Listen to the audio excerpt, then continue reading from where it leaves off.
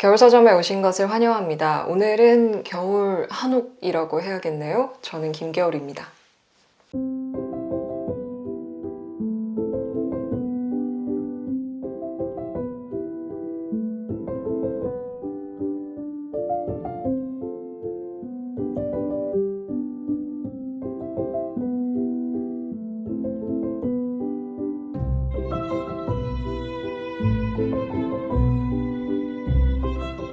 여기는 서울 서촌에 위치한 한 한옥입니다. 연말을 맞이해서 2박 3일 동안 이 한옥에서 지내면서 그동안 쌓인 일과 반복되는 일상에서 잠시 벗어나서 독서와 글에 집중하는 시간을 좀 가져보려고 왔습니다. 재작년 여름인가? 2019년 여름이었죠. 제가 목 아팠을 때니까.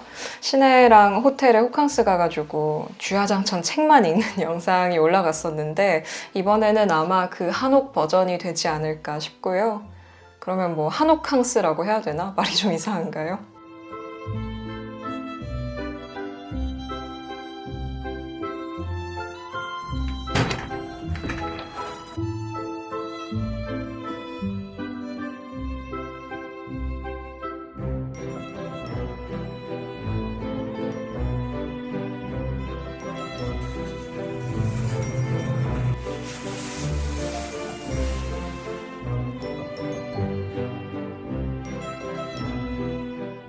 진짜 제가 좋아하는 작가로 올해를 마무리하고 싶어서, 그리고 모처럼의 이 기회를 좀 즐기고 싶어서 제가 진짜 좋아하는 작가의 책을 바리바리 싸들고 왔거든요. 제가 그동안은 겨울 서점에서 제대로 소개를 한 적은 없는 작가예요. 저 혼자 너무 좋아하면서 이렇게 혼자 아껴서 가지고 있었던 그런 작가인데 이번에 한두 권 정도 좀 제대로 소개를 해보려고 합니다. 어떤 작가일지 뒤에서 이야기할 테니까 조금만 기다려주세요. 진짜 이런 한옥 마을 안에 있는 한옥다운 한옥에서 이렇게 지내보는 건 처음이거든요. 진짜 좌식 한옥, 살아보는 거 처음이고 엄청 여기 조용한 골목 안에 있고요. 되게 고즈넉한 분위기이고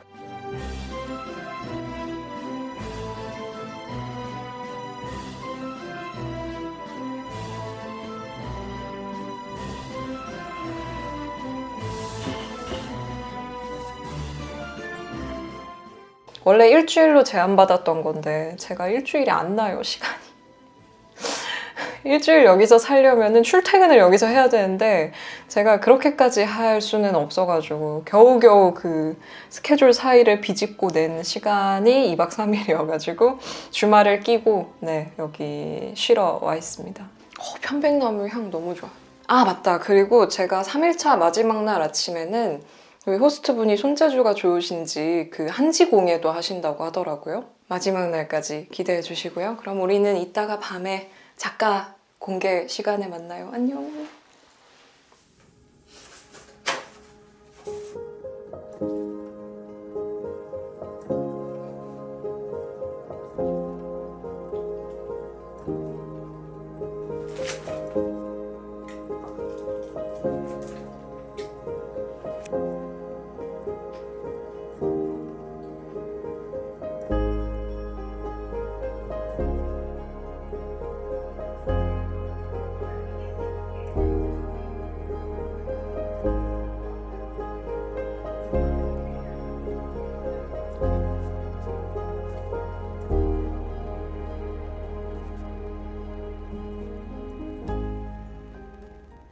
한옥에서의 첫날 밤이 됐습니다. 이제는 제가 이 2박 3일의 휴가 동안 어떤 작가를 가져왔는지를 말씀을 드려야 될 것 같은데요. 제가 올해를 마무리하기 위해, 그리고 제가 정말 즐기고 싶어서 바리바리 싸들고 온 작가는 이승우 작가입니다. 저는 이승우 작가를 정말 좋아해요. 근데 사실 이승우 작가의 경우에는 조금 호불호가 갈릴 수도 있고 어떤 분들이 보시면 진짜 재미없다고 느끼실 수도 있어요. 그리고 되게 이해가 안 되실 수도 있고 그러니까 어려워서라기보다는 이승우 작가의 소설들이 천착하고 있는 주제 자체가, 그리고 소재 자체가 굉장히 신학적인 부분이 많고 그렇다 보니까 좀 못 읽겠다, 재미없다 이렇게 느끼시는 분들이 되게 많으실 수도 있거든요. 그래서 제가 겨울서점에서 소개를 하기에는 조금 그렇지 않나라는 생각을 그동안 해왔었고, 그리고 또 한편으로는 그냥 혼자 좋아하고 싶은 마음이 있었어요. 근데 이제 겨울서점도 5주년을 향해 가고 올해 연말도 제가 꼭 좋아하는 작가로 마무리를 하고 싶고 해서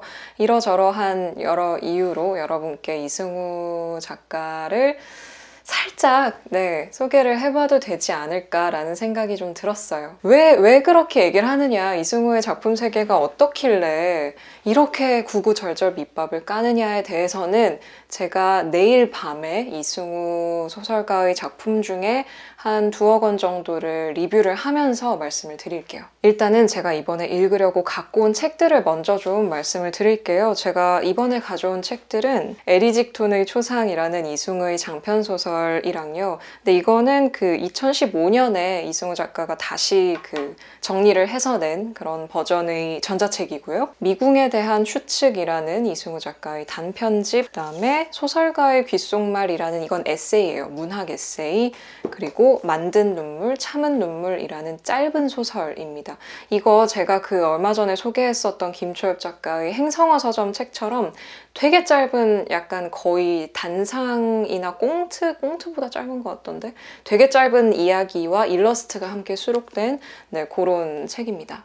이것도 마음산책에서 나왔네, 그러고 보니까. 사인이 돼 있어요. 저 이거 중고로 산 책인데 누군진 모르겠으나 이승우 소설가에게 2018년 여름에 사인을 받으신 분이 계시다. 그래서 이렇게 가져왔고요. 제가 여기 체크인해서 이제 저녁 먹으면서 또 저녁 먹고 나서 다 읽은 책은 일단은 아까 처음으로 보여드린 에리직톤의 초상이었어요. 뭐 자세한 리뷰는 내일 이제 제가 읽었던 다른 소설들과 함께 언급을 하면서 하기로 하고, 일단 다 읽고 나서의 첫 번째 느낌은 내가 왜 좋아하는지 알겠다.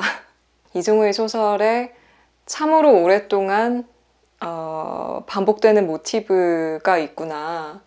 이게 내가 최근에 읽은 근작들에도 여전히 등장하는 어떤, 하지만 변화가 느껴지기도 하거든요. 그래서 그런 모티브를 발견하는 것도 나름의 재미였고요. 오늘 밤부터 내일 이제 밤에 소개 영상 찍기 전까지는 이렇게 3권을 읽어볼 건데, 일단은 힘 닿는 데까지 한번 읽어보도록 하겠습니다. 2박 3일 동안 한옥에서 아무도 안 만나고 이승우 소설가의 소설을 읽는다니 너무 좋다. 자, 그러면 첫 번째 밤, 한옥에서의 첫 번째 밤은 슬슬 마무리를 하고요. 내일 아침에 다시 만나요. 장편을 읽었기 때문에 단짠단짠으로 짧은 소설을 읽겠습니다.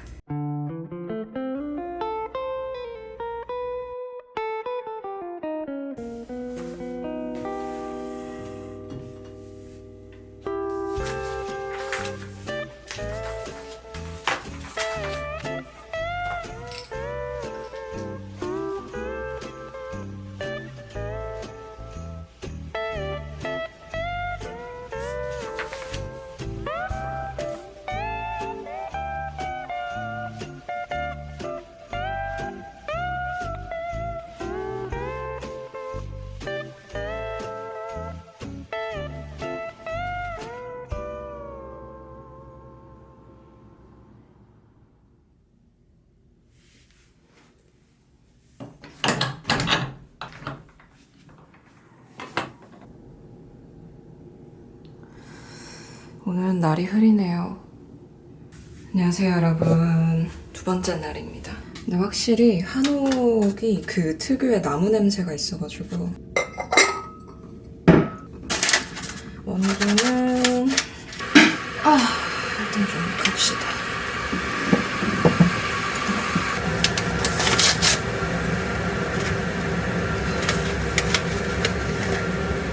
잠이 확 깨네요.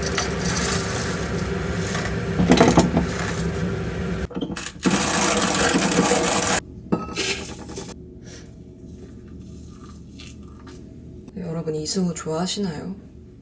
이승우 좋아하는 사람이 많겠지, 그래도? 저는 읽기 시작한 지 얼마 안 됐거든요. 저는 이승우 작가를 읽어야지 하면서 계속 미뤄왔었는데 그 이유 중에 하나는 일단 제가 원래는 한국 소설을 거의 읽지 않았었고 근데 이승우 소설가는 제가 좋아할 것 같았어요. 좋아할 것 같았는데 너무 좋아할 것 같아서 계속 미루고 있다가 이제는 읽을 때가 된 것 같다. 그래서 몇 년 전부터 읽기 시작했는데 근데 이승우 소설가 원래 그 이동진의 빨간색 방 때문에 그 사랑의 생애 다루셨었잖아요.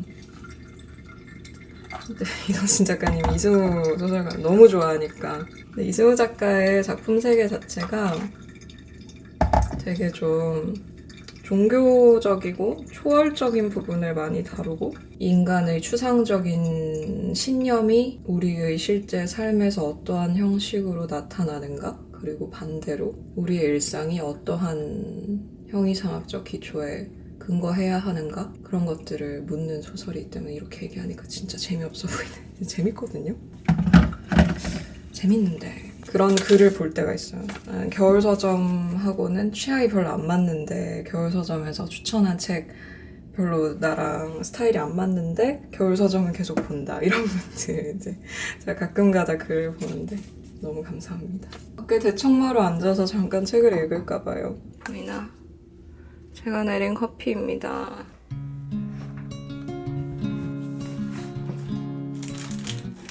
이거는 호스트분이 구워주신 스콘이에요.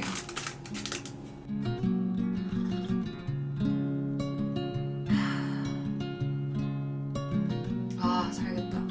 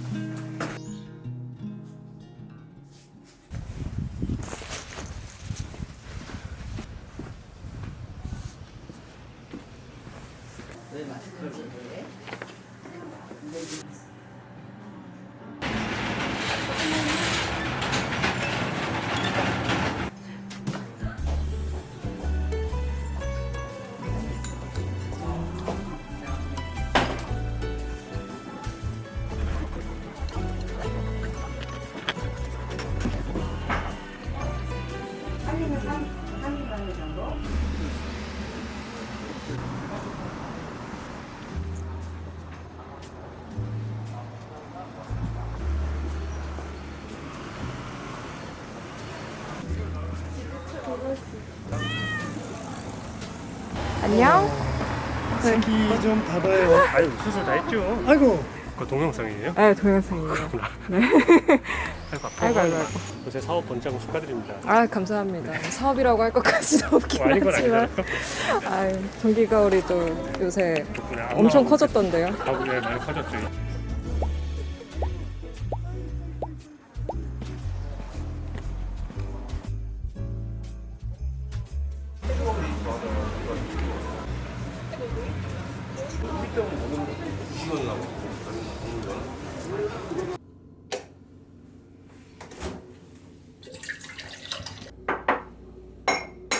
와, 일요일 서촌 사람 진짜 많네요.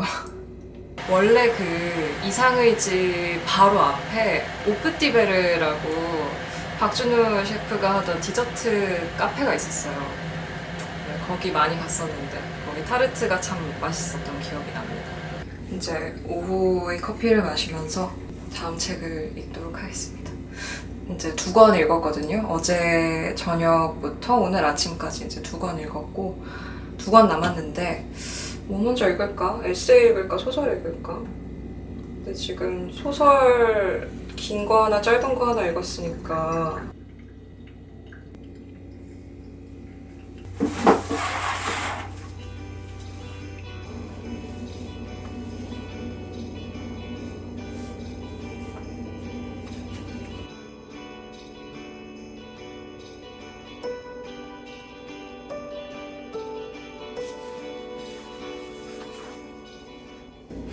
아무래도 소설만 계속 읽으니까 좀 그래서 네, 소설가의 귓속말이라는 에세이로 바꿨습니다.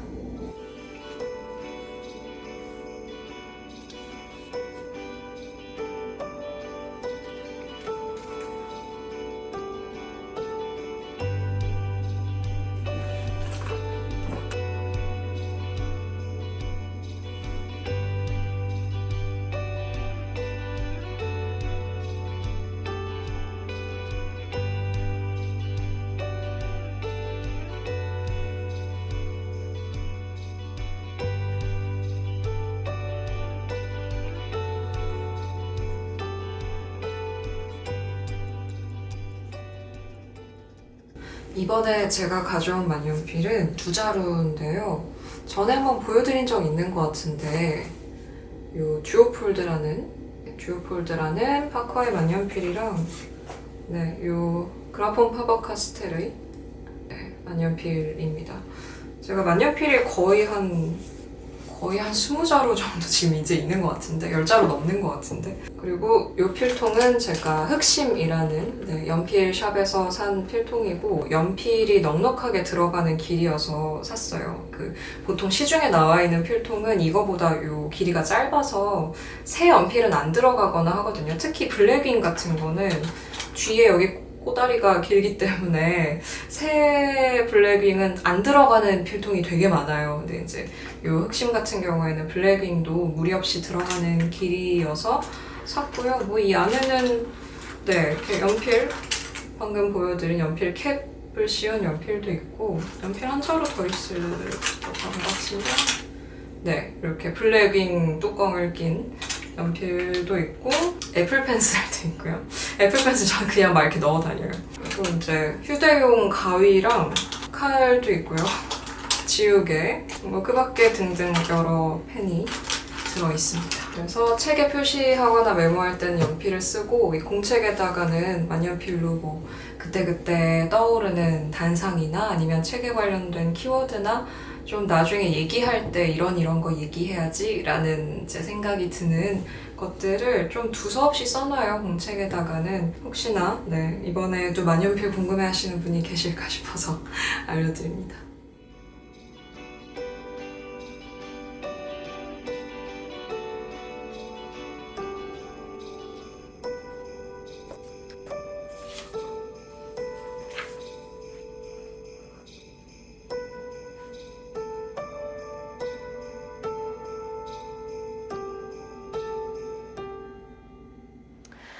자, 이제 둘째 날 저녁이 저물고 있고요. 지금 시간은 8시가 좀 넘었습니다. 내일 아침이면 이제 벌써 체크아웃을 해야 할 시간이 왔는데요. 아, 2박 3일 너무 빨리 간다. 제가 어제 말씀드렸듯이 제가 이번 독서 휴식에 함께 하기 위해 데려온 작가는 이승우 작가였습니다. 제가 이번에 가져왔던 책은 처음 보여드렸던 것처럼 이렇게 소설가의 귓속말이라는 에세이, 그다음에 만든 눈물, 참은 눈물이라는 초단편 소설 모음집, 미궁에 대한 추측이라는 단편집, 그리고 에리직톤의 초상이라는 책 이렇게 4권이었습니다. 이 중에 제가 다 읽은 책은 에리직톤의 초상, 만든 눈물, 참은 눈물 이렇게는 완독을 했고요. 그리고 소설가의 귓속말은 절반 정도 이제 읽었고 미궁에 대한 추측은 아직 이제 앞에 조금 읽다가 말았습니다. 그래서 제가 지금까지 읽은 이승우 작가의 책은 요렇게 모르는 사람들이라는 단편집, 지상의 노래라는 장편소설, 그다음에 사랑이 한 일이라는 장편소설, 연작소설, 네, 장편소설, 그다음에 이번에 읽은 책 이렇게 되겠습니다. 제가 느낀 바, 제가 지금 가지고 있는 감상에 기반해서 여러분께 말씀을 드릴게요. 사실 이 책들 전부 다 제가 여기 이 자리에서 리뷰를 하는 건 불가능할 것 같고, 좀 반복적으로 등장을 하는 어떤 모티브들이 있고, 반복적으로 등장을 하는 구도 같은 것들이 있어요. 그리고 반복되는 주제 같은 것이 있고, 그래서인지 아마도 이승우 작가도 그런 생각에 사랑이 한 일 뒤에 보면은 소설 쓰기가 일종의 패러프레이즈라는 생각을 한다. 이미 쓰인 것을 다시 쓰고 풀어 쓰는 것. 이라고 얘기를 하는데, 물론 이 소설은 이제 그 성경의 창세기를 다시 쓴 것이기 때문에 이런 이야기를 한 것이겠지만, 약간 반복적으로 등장하는 모티브들이 있고요. 그러니까 지금의 내 삶을 이어나가게 해주는, 혹은 글을 쓰게 하는 나라는 존재의 믿음의 근거를 어디다 둘 것인가 라는 이 질문이 되게 반복적으로 등장을 하는 것으로 보여요. 무슨 말이냐면, 우리가 내 자신에 대해서도 사실 내 자신을 완벽하게 파악하고 있지 못하고, 그리고 내가 나를 완벽하게 파악하고 있다는 것이 하나의 착각일 수도 있다는 생각에 사로잡힐 때가 있고, 그리고 내가 타인을 이해하지 못한다는 사실은 거의 자명한 어떤 사실처럼 받아들여지고, 우리의 글쓰기와 말하기와 모든 의사소통이 완전한 뭔가 의사소통이 될 수 없다는 사실도 우리가 아주 자명하게 알고 있고, 그렇다면 우리가 이 세상에 믿을 수 있는 게 아무것도 없고 통할 수 있는 게 아무것도 없는데, 그러면 뭘 믿고 내가 나로 존재하고 우리가 우리로 존재하고 이 세상이 존재한다는 그러한 근거를 어디서 우리가 찾을 수 있느냐라고 했을 때, 결국은 그 논리를 비약하는 믿음이 필요한 것인데, 그러한 측면에서 이승우 소설가가 신 혹은 사랑 혹은 신적 사랑, 같은 말이 될 수도 있죠.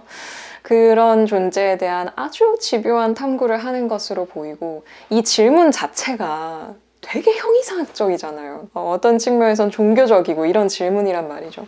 근데 이제 이승우 작가의 소설에서 반복적으로 신학의 이제 모티브가 등장을 하고, 신학, 성경, 기독교 이 모티브가 계속 등장을 하거든요. 그러한 측면의 이야기들이 있고, 제가 이게 되게 관심 있어 하고 좋아하는 주제이기 때문에 이승우 소설가를 좋아하는 거죠. 근데 이러한 주제만 계속 반복되는 건 아니고요. 이제 에리직톤의 초상과 지상의 노래에서 어느 정도 연결성이 있어 보이는 모티브 중에 하나가 권력 관계와 참회의 문제인데요. 규범과 실천의 문제 같은 것들도 반복적으로 등장을 하고, 내가 나를 비춰보는 어떤 참회의 모티브 같은 것들도 등장을 하게 됩니다. 그래서 이러한 주제의식 속에서 이제 소주제로 반복되는 것들이 이제 뭐 글쓰기에 대한 것이라든지, 글쓰기는 이제 아까 말씀드린 의사소통의 문제가 되겠죠.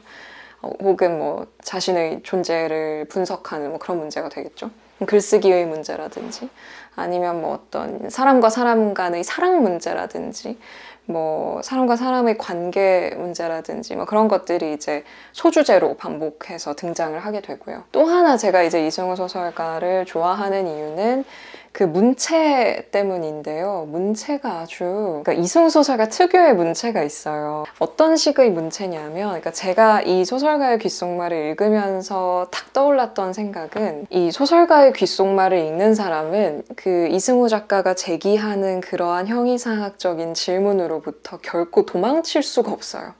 그러니까 우리가 책을 읽다 보면 약간 이렇게 전반적인 흐름만 보고 이렇게 조금 힘들다 그러면 이렇게 좀 넘어갈 수도 있잖아요. 이렇게 넘어갈 수도 있는데, 그게 안 돼. 절대 안 돼요. 절대 안 되고, 이 사람의 글 자체가 너무나 집요하게 그 주제를 파고 들어가기 때문에, 그리고 앞서 한 내용이 뒤의 내용의 근거가 되거나 예시가 되거나 어떤 반대되는 내용이 되기 때문에, 이 사람이 앞에서부터 하는 얘기를 아주 집요하게 같이 쫓아가야만 하도록 글을 써요. 이러한 문체에서 발생하는 이승우 소설가의 아주 큰 특징 중에 하나가, 겉으로 보기에는 모순되는 이야기를 문학적인 사실로 진술한다는 거예요. 만든 눈물 참은 눈물에 어떤 문장이 나오냐면, 차례가 지난 다음에 뭐라고 써있냐면, 그들이 이해하게 된 그것은 그들이 이해할 수 없는 것이었다.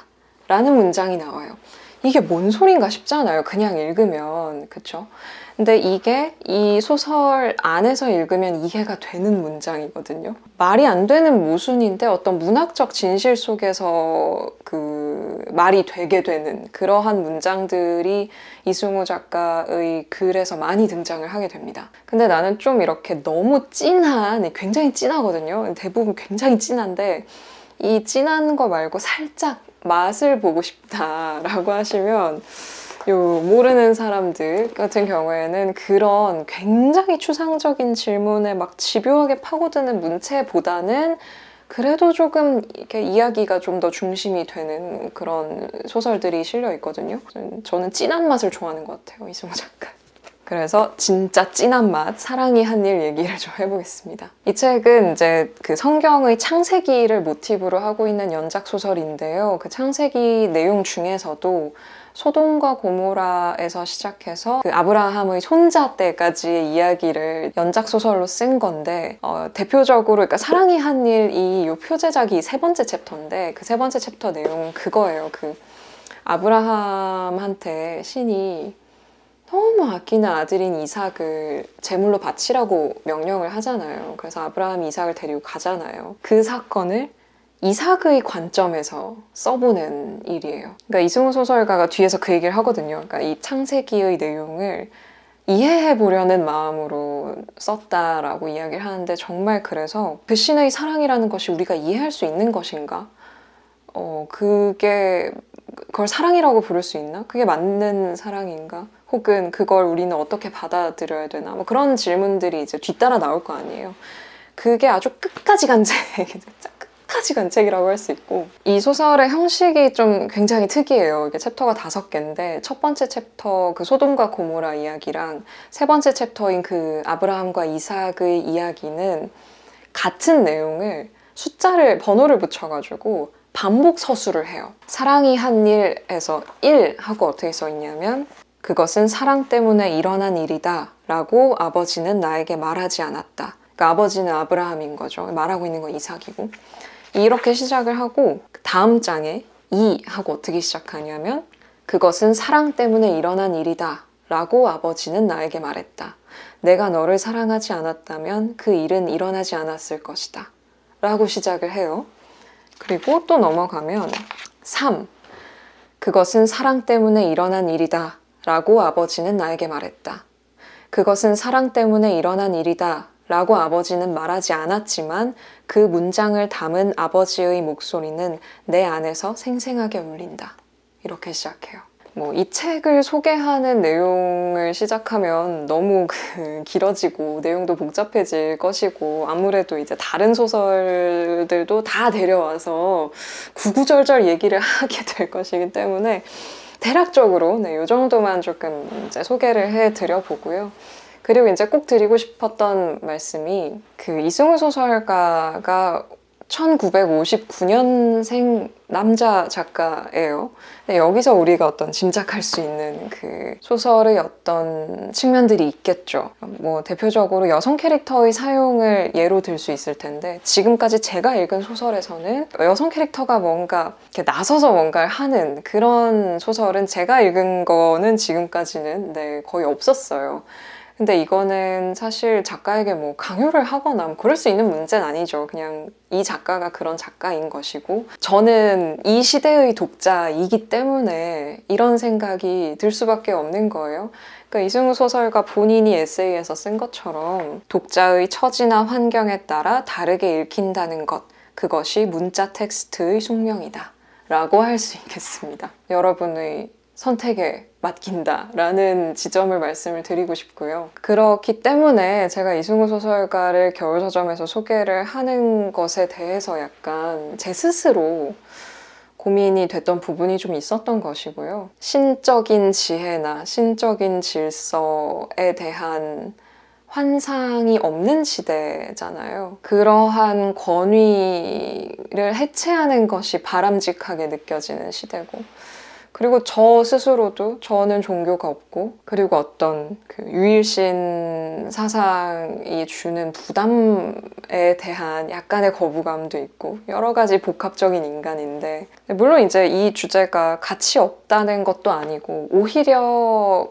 우리가 현대에 살기 때문에 제기되는 그 물음일 수도 있거든요. 근데 그럼에도 불구하고 제 마음의 한켠에는 제 마음 한 구석 어딘가에서는 이것이 내가 너무 늦은 사랑의 노래를 혼자 부르고 있는 게 아닌가. 그렇기 때문에 여러분이 보고 계신 이 유튜브 영상도 문자 텍스트는 아니지만 마찬가지로 독자의 처지나 환경에 따라 다르게 읽힌다는 것. 그것이 이 여러분이 보고 계신 유튜브 영상 텍스트의 숙명이 될 것입니다. 이제 내일 아침에 체크아웃인데 내일 아침 전까지 뭐 오늘 밤이랑 내일 아침까지 책 읽을 시간이 뭐 조금 있을 것 같아요. 뭐 중간에 일을 좀 해야 돼가지고 뭐 많이 읽지는 못할 것 같은데 책도 조금 읽고 쉬엄쉬엄 마지막 밤을 즐겨보도록 하겠습니다. 그럼 내일 아침 한지공예에서 만나요. 안녕. 꼭 이렇게 험난한 촬영하고 나면 하고 싶은 얘기 뒤에 더 생각나거든요. 아, 이 얘기 할 걸 뭐 이런 거 생각나는데 혹시 그런 게 있으면 내일 아침이나 오늘 밤이나 내일 아침에 얘기를 하도록 하겠습니다.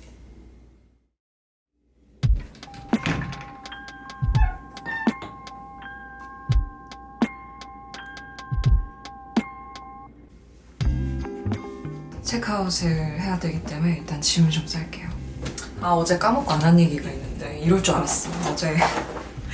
어제 촬영 다 끝나고 생각난 건데 만든 눈물 그 제목 뭐야? 맞아, 아침이라 생각이 안 나. 그 글쓰기에 대한 소설 쓰기에 대한 글들이 그 짧은 소설들이 많이 있거든요.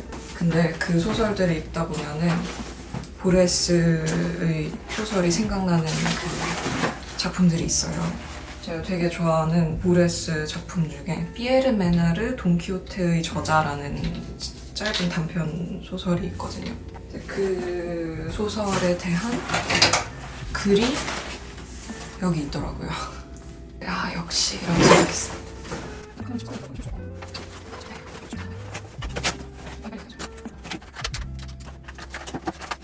조식과 한지공예를 위해 그 호스트분이 계신 안채로 이동을 하겠습니다. 목소리가 너무 작아서 녹음이 다 되고 있을지 모르겠네. 이거 가시죠.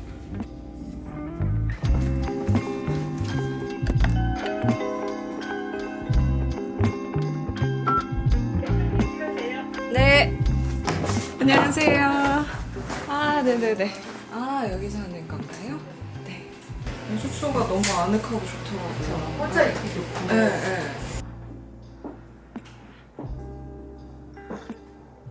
특별히 뭐 준비하지 않고 그날 냉장고에 있는 거 아, 좋다. 네, 꺼내서 그냥 드리면 그게 원래 약간 여행자의 로망 아닌가요? 그릇도 너무 예뻐요. 이거 덴마크 거 로얄 코펜하겐 그래놀라 직접 만든 거예요. 그래놀라도 만드세요? 횟수가 3년 정도 됐거든요. 아, 꽤 오래 하셨네요. 네.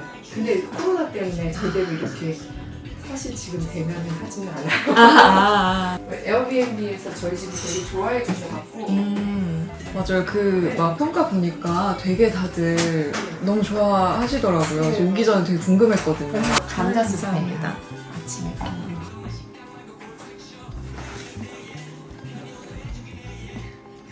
맛있어요. 네.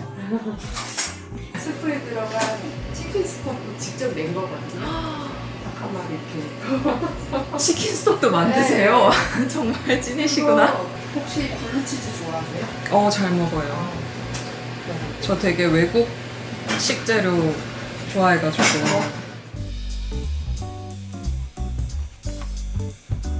이렇습니다, 제가. 괜찮아요, 그 정도는. 원하는 사람 별로 없잖아요. 그쵸. 제 음악이에요.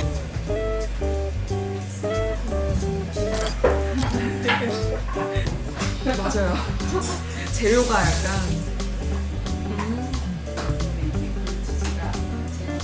블루치즈를 발라서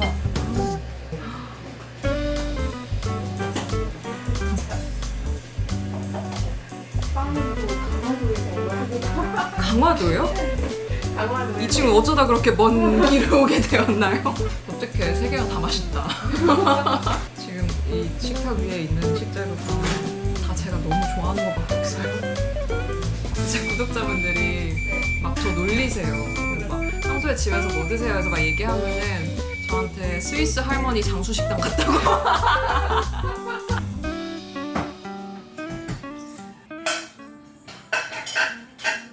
피를 하려고. 어. 거친데 여기가 바싹이거든요. 제가 이런 얘기 하면은 이제 미술 잘하시는 분들이 음악 잘하는 사람 너무 신기하다. 여행 가는 손톱을 내일 아침에 했습니다. 되게 많아요. 그렇게 힘든지 모르고. 하나도 모르죠. 네. 그럼. 사실은 이게 다 태어났을 때부터 왼손잡이였거든요. 아, 저 아기 때부터 왼손가위가. 아니야 이제 아기 때부터 그 오른손 가위를 쓰는 게 너무 익숙한 거예요. 아, 그래서 왼손 왼손 가위를 사잖아요. 왼손 가위를 못 잘라요. 너무 신기하다. 요즘에 은근 왼손 많은 것 같아요. 시간이 너무 많이 걸리면 보내드려요. 재작년에 집에 다 재작년에 같이 이거 했던 유튜버들. 아, 네네.